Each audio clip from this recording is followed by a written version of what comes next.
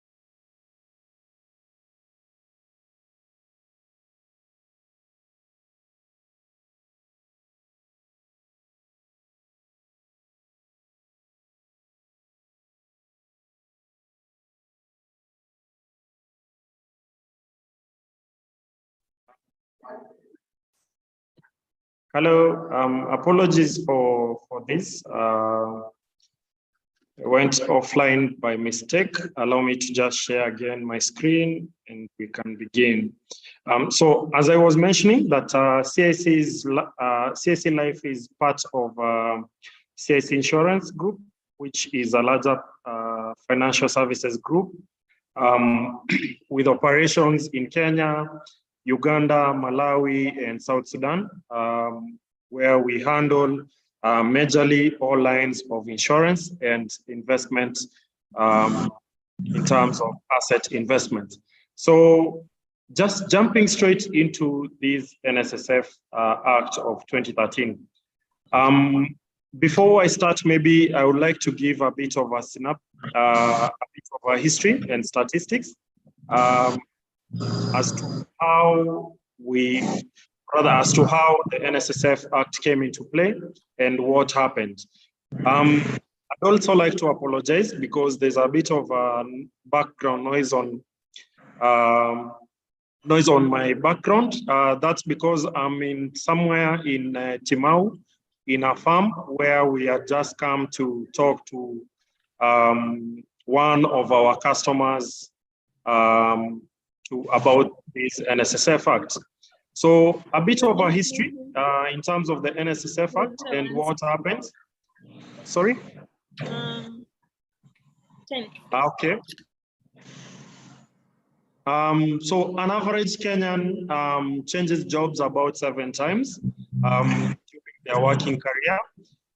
What happens is that many cash in on the already existing pension schemes and provident funds and gratuity funds as well.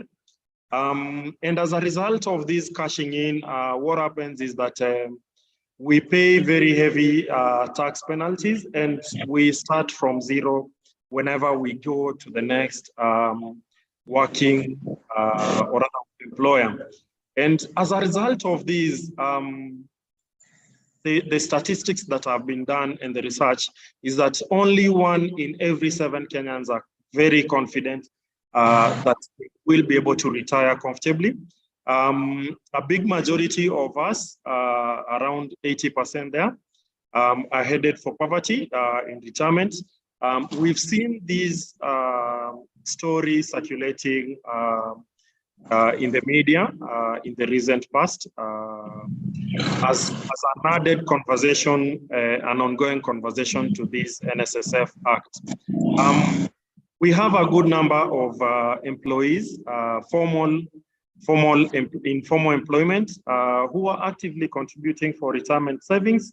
But when you look at the informal sector, a good number are also not saving for their retirement. So as a result of this, we have around 1.4 million people who sleep hungry at retirement. We have that's around 800 million people who live alone. We have about 1.9 million people who need to continue working at retirement so that they are able to continue earning an income. Recently, I saw an article on LinkedIn saying that a majority, around 70% of the people who have retired are back to the job market, and they are also competing with people the young guys who have just graduated from college and trying to look for employment. So this shows how much or how further, like how deep we have dug into when we speak about retirement. And it also shows the depth that we have gone to avoiding saving for our retirement. And this then brings the question of the pension systems that we have in the country. Essentially, we have about 4 pillars rather in the country in terms of how we can be able to save and invest for our retirement. The first pillar is the zero pillar, which we call the zero pillar. These are social assistance programs, which are run by NGOs, which are run by government entities as well.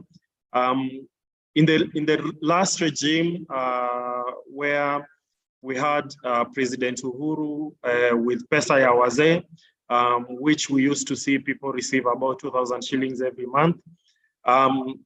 We've seen some NGOs come in to assist on the same. Then we have the first pillar, which is a mandatory and which is a contributory scheme, which is the National Social Security Fund. And then we have the second pillar, which is where we now have occupational and umbrella retirement benefit schemes. These are schemes that are set up by employers voluntarily.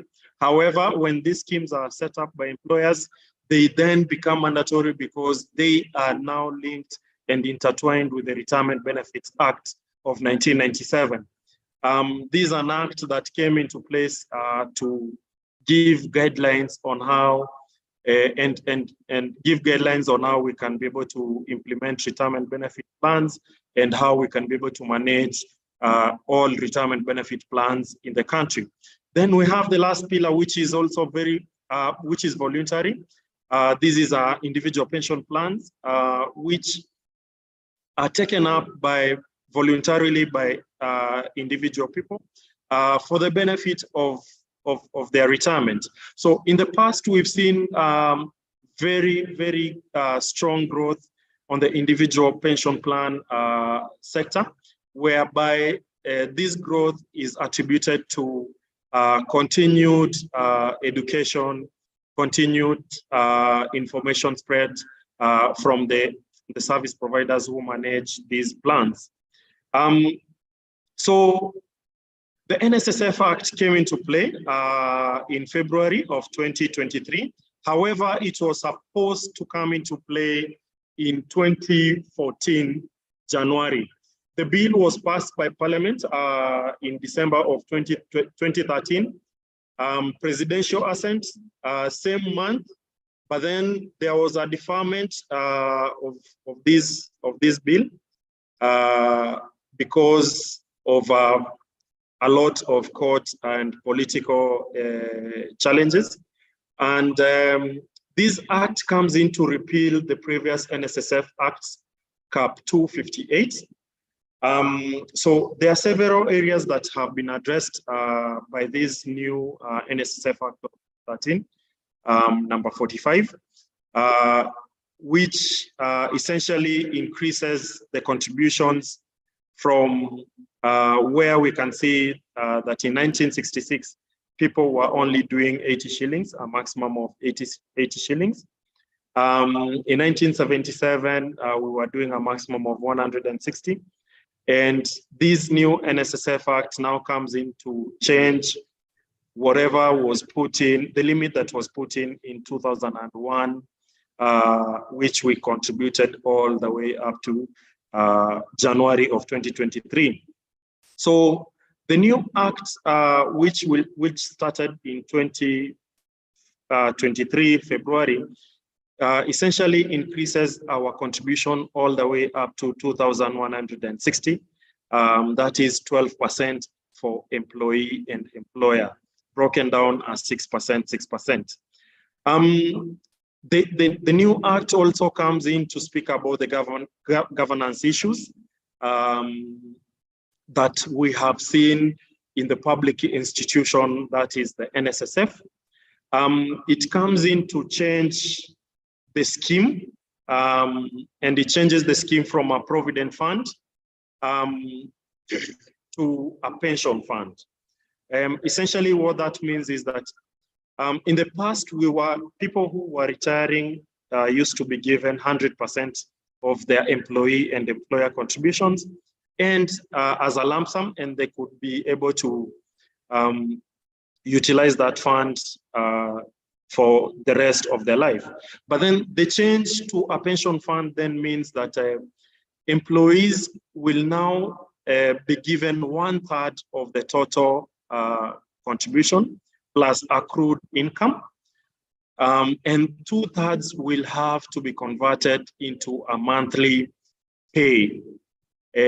Basically, employees will be required to purchase an annuity at the time of retirement. However, if this annuity will not be able to pay an employee an amount of 10,000 shillings, then we will have to compute this benefit as a trivial pension and pay the money as a lump sum to the employee.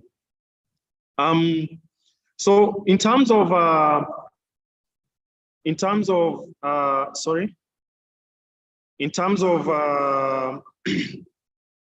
the benefits, the other thing that came into play is that these mandatory contributions had to be marked to compare with peer countries that we benchmark ourselves with.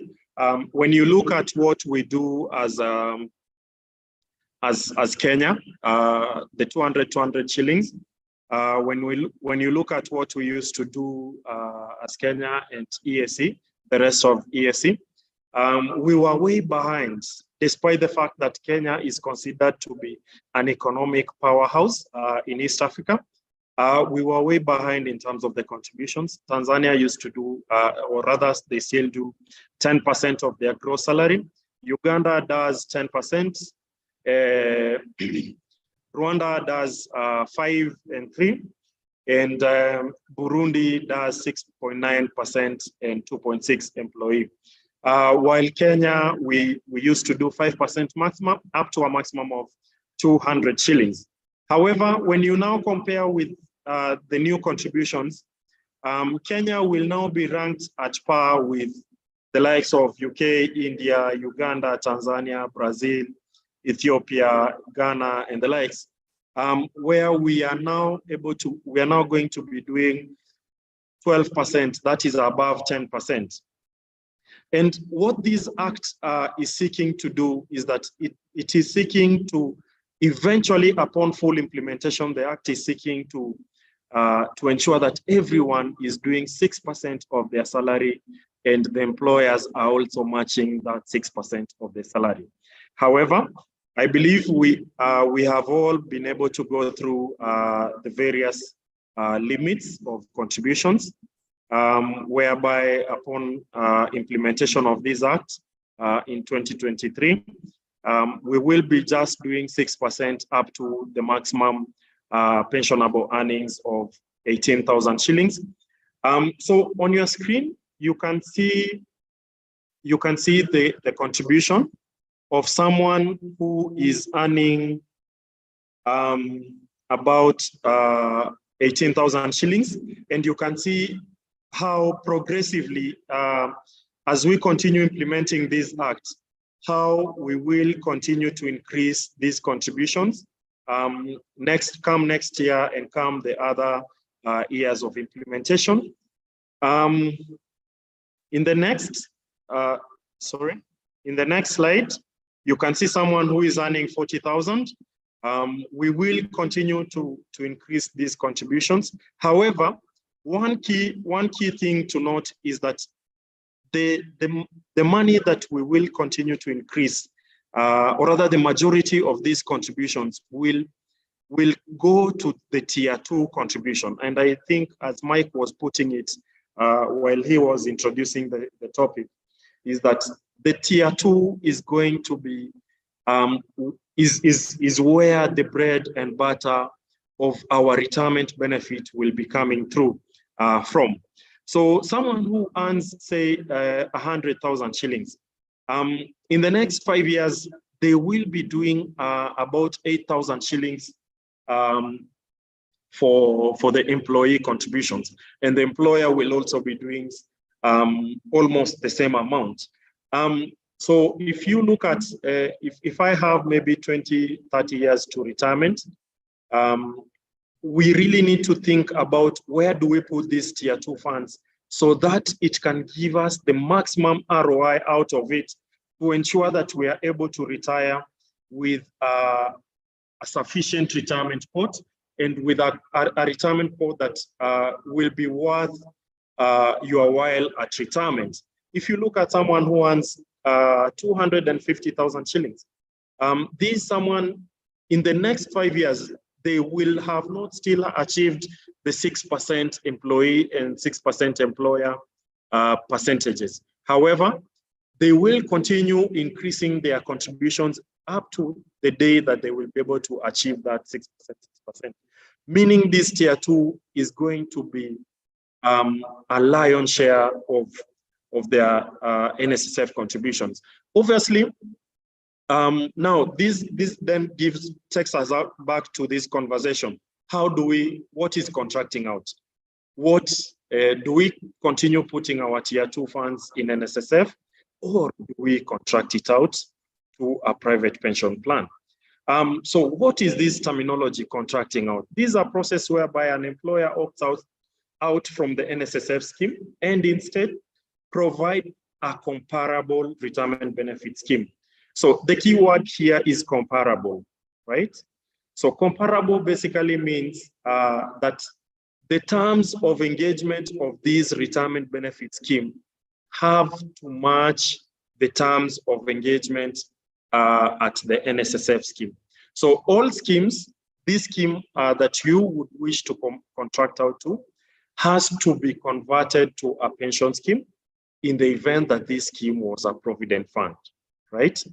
So that's the first thing first, which means that in the event you have maybe a provident scheme as an employer, you will be required to either add a pension fund element into your scheme, or open up a new pension fund which will be able to accommodate the tier 2.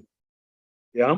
So the rationale behind contracting out is that it gives employers and employees more flexibility in being able to provide these retirement benefits to the employees.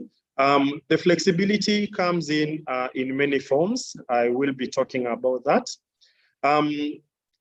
Not all employers will be allowed to opt out. These I take it from the conversations that we've been having with a lot of employers.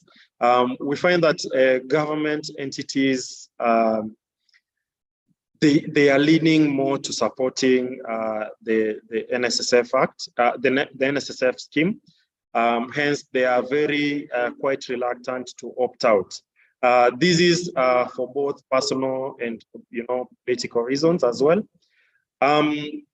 So the process of contracting out, it's quite a heavy process, but then in simple and layman's terms is that the contracting out process the contracting out has to be made to RBA, that is the Retirement Benefits Authority. As the reason why is that these retirement benefit schemes, including the new NSSF scheme, will be administered in accordance with the Retirement Benefits Act, so of 1997, and any change in regulation in that specific regulation there too. This process will be done by your service providers, that is your pension administrator. In the event that you have one, they will be able to guide you in doing this process, but it's a simple process. There is a form that which is called Form C1. If you log on to the RBA website, you will be able to find this Form C1 there, which you will be able to fill. Number two, there is a resolution that will need to be signed by your board of directors as an organization and your board of trustees in the event that you have a registered pension scheme. However, if you do not have a registered pension scheme, you may be able to join or opt out into an umbrella scheme. This is a scheme that is already registered by a service provider to be able to give you the same services as a normal retirement benefit scheme. The umbrella scheme hosts many employers underneath it, and they are able to, they adhere to the Retirement Benefits Act, all right? So for now, the NSSF scheme receives all the contributions, that is tier 1 and tier 2, until the contracting out process is done. In terms of the reference scheme test, these are tests that basically is run on the registered benefit scheme, just to ensure that it's comparable to the NSSF, to the new NSSF pension scheme that has been written. So the resolution that the board of directors of the organization of the employers will make is now that written request of intention to contract out, which will be made to RBA at least 60 days before we opt to contract out. Then we will accompany this resolution with the reference scheme test. We will the Form C1, so that we send this out to RBA, and RBA will revert after 6, or rather in due course of 60 days. And then on approval, tier 2 contributions may be paid out to the contracted out scheme, and the ones that had already been sent to NSSF will be transferred from NSSF to the contracted out scheme. So I want to give an example. In the event that we contract out for maybe, let me use Mike's scheme, that is Kenya Nat. If in the event that we contract out KNC's tier 2, they have been remitting the contributions from February all the way to May. So we will be able to ask NSSF scheme to transfer all the contributions from February all the way to May to this contracted out scheme. So why contract out? I believe this is the pertinent question for today. I'm almost done. So why contract out? For me, I think I want to break this down into 5 easy points. The number 1 point is cost savings. Retirement benefit schemes are primarily a result of the cost, the management cost that is involved in managing these pension funds, and the returns that we see, or the returns that we are given in our fund.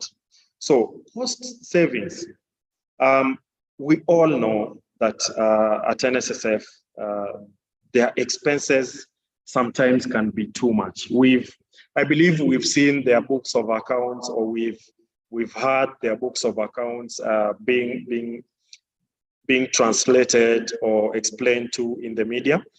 And whenever you look at their expense ratio versus the contribution that is in there, that the contributions that go into the NSSF scheme, that expense ratio is quite high.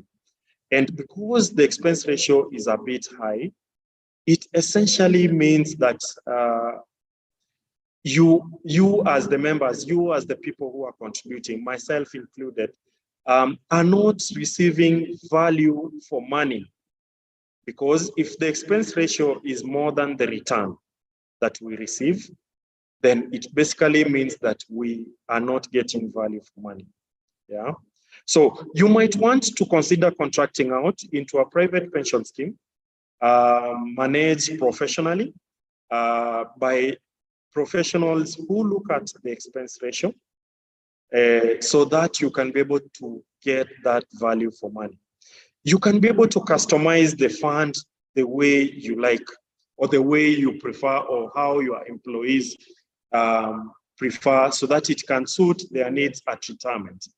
These, I say, you can be able to open your new, to open a registered scheme under the name of your employer, or you can go into an umbrella fund.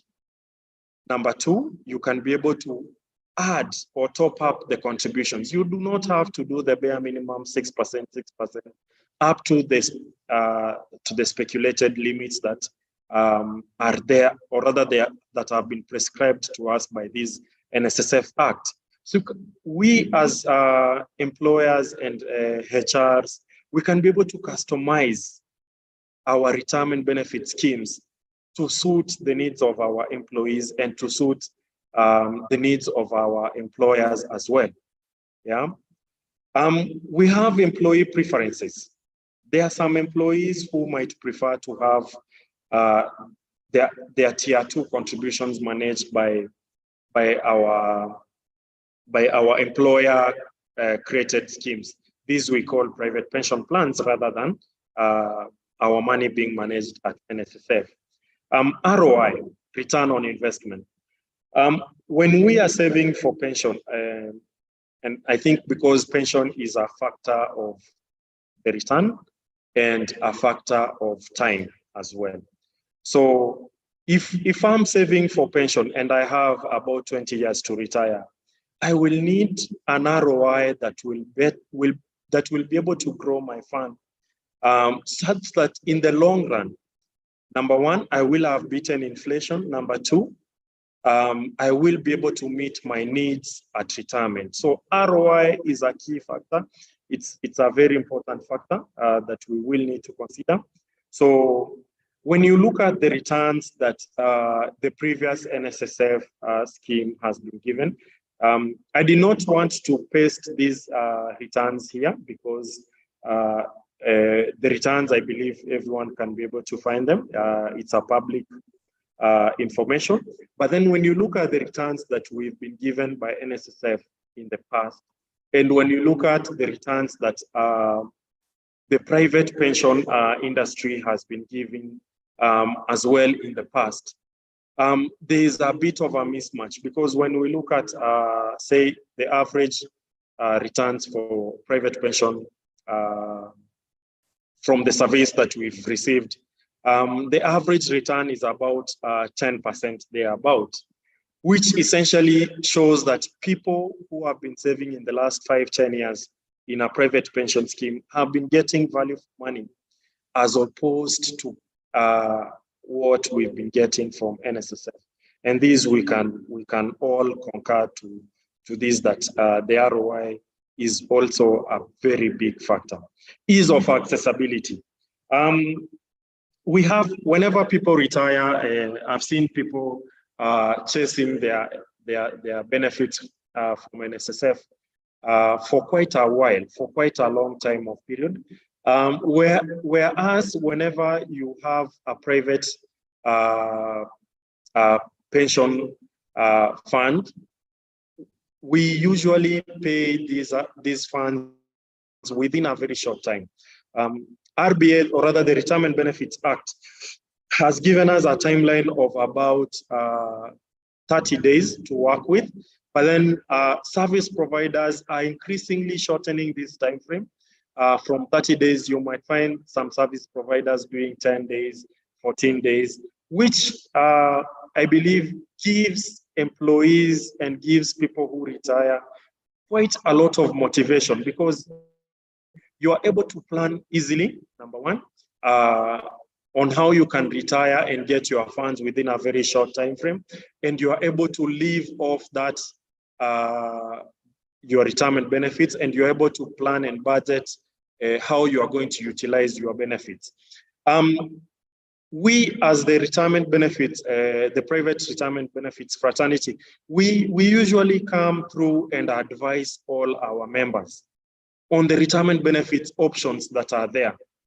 Yeah, we would like to tell you, you can, buy an annuity, you can buy an income drawdown, you can set up a bit of a portion of your funds to go towards your post-retirement medical scheme.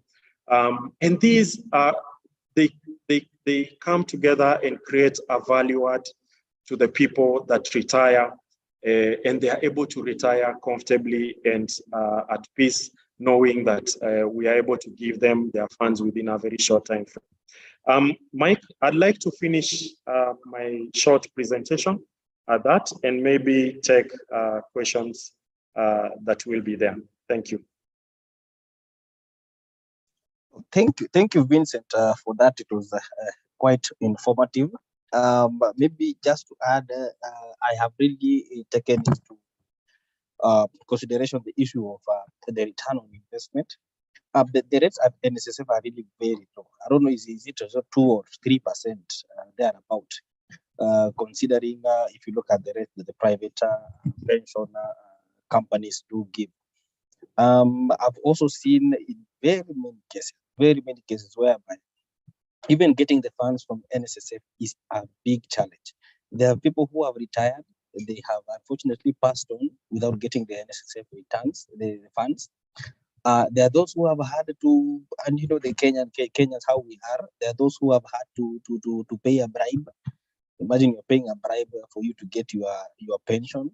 So we sometimes get to see really quite unfortunate scenarios whenever people really want to get their funds. I just maybe have a question, even as I also open the floor for the other members to ask questions. How long is the contracting out a period? How long will it take for you to ensure that the contracting out exercise has been done? What are the challenges that employers logged in here may encounter in the process of contracting out? I think those are the areas of interest that they may be interested in knowing. So, Vincent.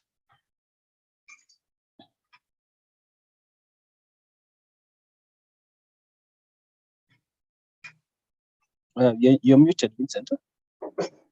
Sorry. Yeah, indeed, I was muted. So just to mention that the contracting out process is done as a first come, first serve on a first come, first serve basis. It takes around 60 days for the contracting out process to be fully done, and for the employer to be given the contracting out certificate. So, however, and this is also dependent on how fast you as the employer will be executing the documentation that is required, and you will be providing the information that is required. So what we've done is that you'll find that most service providers have already prepared standard templates that will be required to be executed by the respective employers so that they can shorten the process. So you'll find that we've already, in the event that we get a request from you, we will be able to pre-fill the Form C1 for you. And also draft the resolutions that will be required. So your work will just be to execute the Form C1 and the resolutions and send it back together with your company documents so that we are able to submit this to the Retirement Benefits Authority. So because of the backlog that RBA have, that is why they ask for 60 days so that they can be able to go through the full process and check whether every document is in place and then give out the certificate. Okay. There's also another question. Yes. What happens when you contract out and later join an organization that has not contracted out? Sorry? So in a case whereby maybe the current organization. Yeah. I've seen the question. Okay. Yeah. So it's a good question. So you see, accessibility of these NSSF funds is that it's tied to our retirement age or invalidity benefits or permanent immigration and demise. So what happens is in the event that you leave, you contract out and you join an organization that has not contracted out, either you leave your benefits or rather you are accrued contributions plus any interest in the contracted out scheme, or you can instruct us to remit this money to NSSF.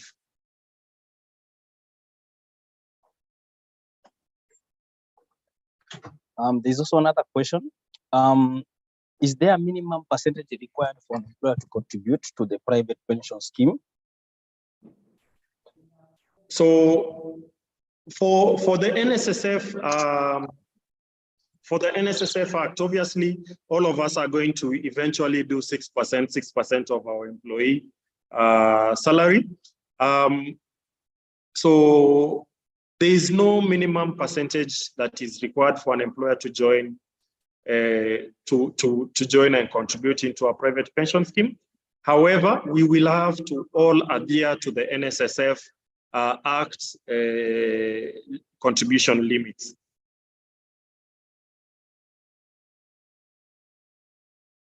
Okay, thank you for that. If is there anyone with another question for Mr. Vincent here? I would also like to highlight, like I mentioned before, okay, there's a question here. For an organization that has a provident fund, but not all employees are eligible, can they opt out? Yes, they can opt out. However, they will be required to either change their trust deed and rules so that their trust deed and rules can accommodate a pension fund because the regulations of a pension fund and the ones of a provident fund are not the same. So they will be required to amend their trust deed and rules so that the trust deed and rules can accommodate our pension funds. And once that is done, then they can make the contracting out process or application.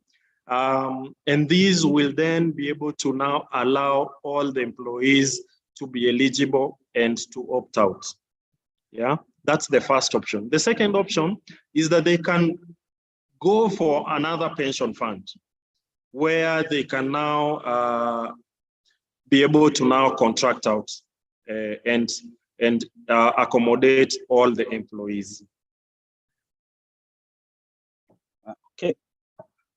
As I was mentioning earlier, Mr. Vincent has also been very instrumental in terms of a pension scheme that we run for most of our casual and other seasonal employees, being that we are in agriculture. So for those staff, we have been able to have what is the minimum the organization can pay towards their pension. And then the employees, there is a minimum that they can contribute, but then again, they can be able to top up.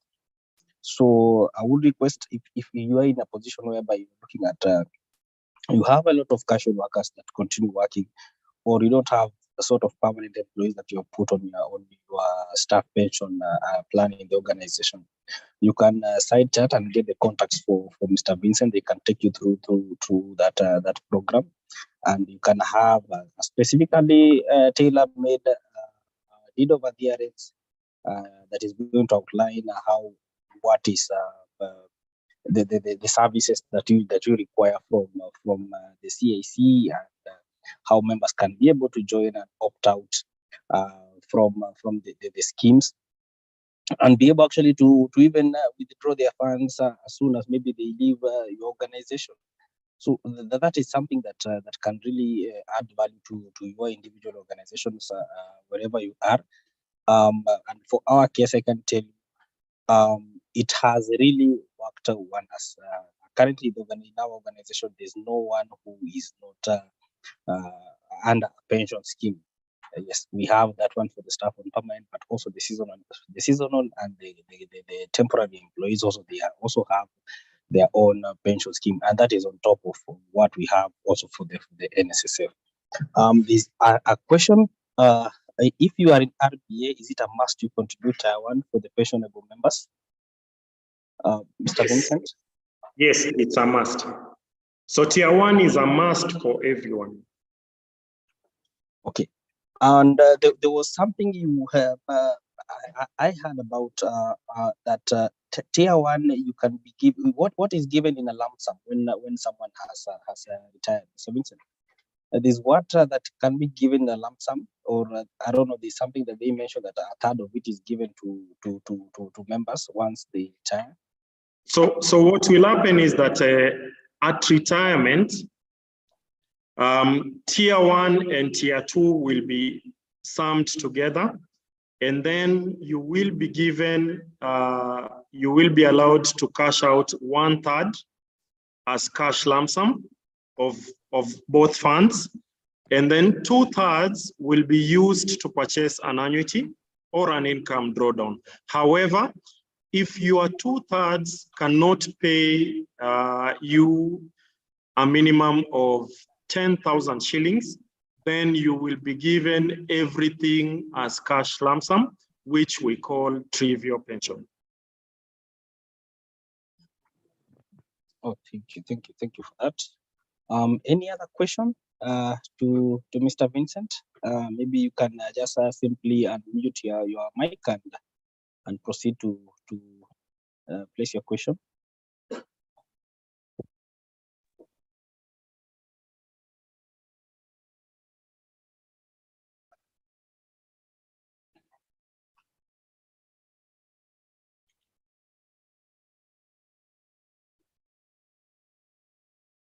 Okay, thank you. I think our members, they don't have a question at the moment. I think most of their issues have been. Rachel, you can unmute.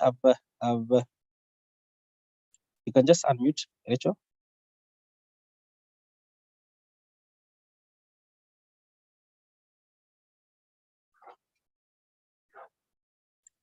Okay, more questions are coming in. Will retirement age bracket remain to be from 50 to 65 years? This is a question from Dorcas.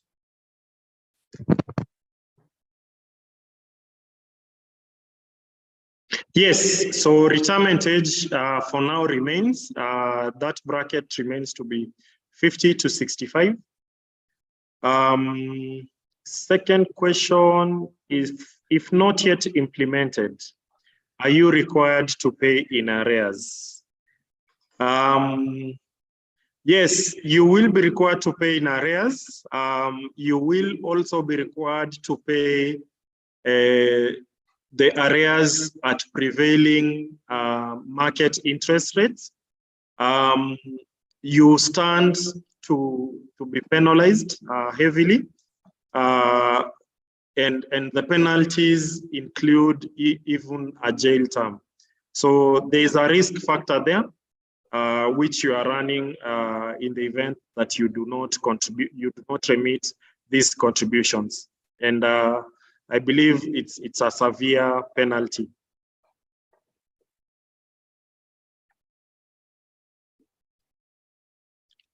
Okay, one participant had a question. Someone is asking, you just repeat what you have mentioned about the two terms after cashing out a third. Yeah, so Tier 1 at retirement, that is at attaining the age of 50 upwards. At retirement, Tier 1 and Tier 2 will be summed together, and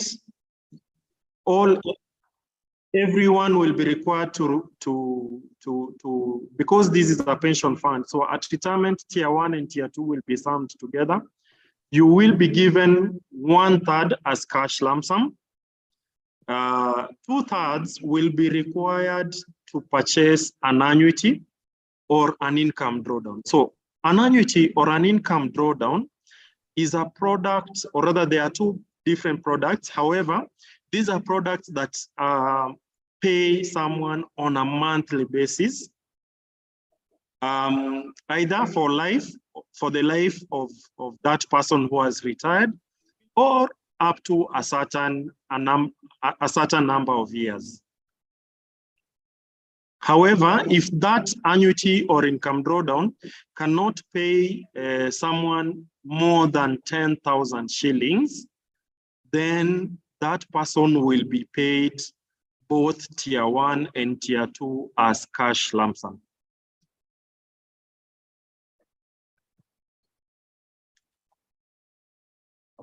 Okay. There's another question here from Paul. How does this affect employees entitled to gratuity or those with accumulated gratuity? Yeah, so Mike, these are a very good question. And the way I want to look at it is to the benefit of employees. For those who are entitled to gratuity or those with accumulated gratuity. And it's also going to be a good savior to, I think, employers, because most employers will start doing away with gratuity, because essentially they will be signing all their employees into a pension fund. So gratuity, as it is, it sits in employers' accounts as a liability. That's number one. Number two, whenever you pay out this gratuity, it incurs heavy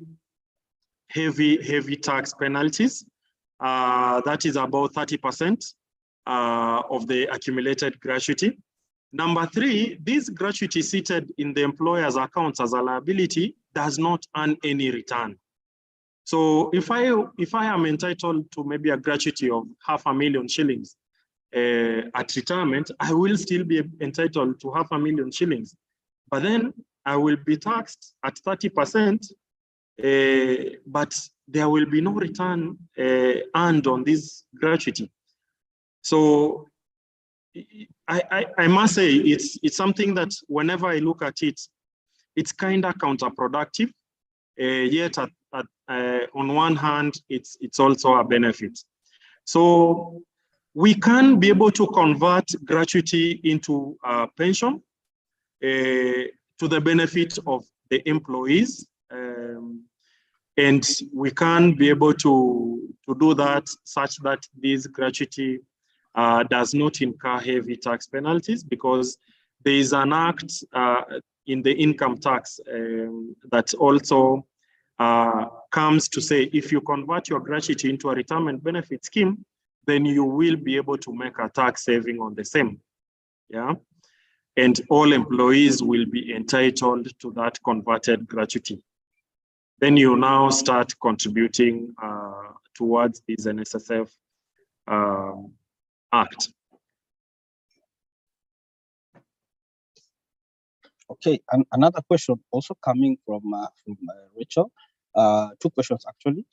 Pension contributions usually attract a tax relief of up to 20,000 per month. What happens to the contribution if it exceeds 20,000? The second question is, should the employer's contribution affect the employee's taxable income? Okay, so number one, in terms of the tax relief, up to 20,000 per month. So if your contribution exceeds 20K in any specific month, whatever is over and above that 20,000 will be taxed under the normal tax regime. So if it's the employee's contribution, they will be taxed under the normal PAYE tax regime. If it's the employer's contribution that exceeds 20,000 shillings, that contribution will also be taxed under the normal corporation tax. However, that contribution that is over and above 20,000 At the point of exit, that contribution will not incur any tax regime. You will be able to receive that contribution shilling to shilling. Number two, should the employer's contribution affect the employee's taxable income? No, it should not.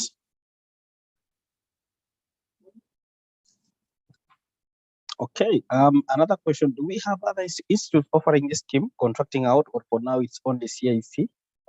Absolutely. We have all pension service providers, I believe, as at now, are able to provide this service for contracting out. And I would encourage you, and that's why when I was mentioning about contracting out, I did not specifically say that you can come on board to CIC.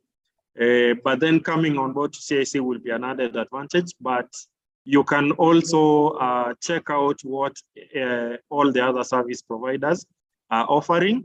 And in the event that you want to know who are these other service providers, you can log on to the RBA website and you will be able to find them listed at that website, and it can guide you.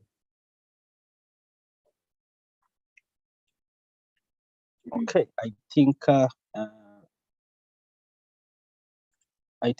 we have come to the close of the session.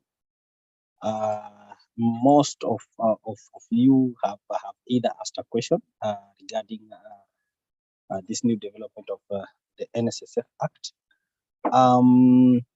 I really take this opportunity to thank you, Vincent, for taking your time to be able to log in and take us through this session on the issue of contracting out. I know it is a pain to some of employers, but also this also gives an opportunity to us that we can get a better ROI if we are going to contract it out to some of you like CIC, and also the value adds of being able to get your pension returns in a good time, so that you don't take 2 years following up with the NSSF on the same. So thank you, Vincent, for your time. I believe the team logged in here has taken your contacts. They will be contacting you to assist them maybe in this process. We really do appreciate. I also take this opportunity to thank also each and every one of you that has logged in. There was a time we were at a total of 52 members logged in this session. So thank you for this session. We will communicate to you when we have our next session and our next topic for the Mount Kenya South. But I believe the next session that we are going to have will be the executive director's visit to some of our branch offices, and we will communicate on the same for that. So thank you, and you guys enjoy your afternoon, the rest of your afternoon. Thank you.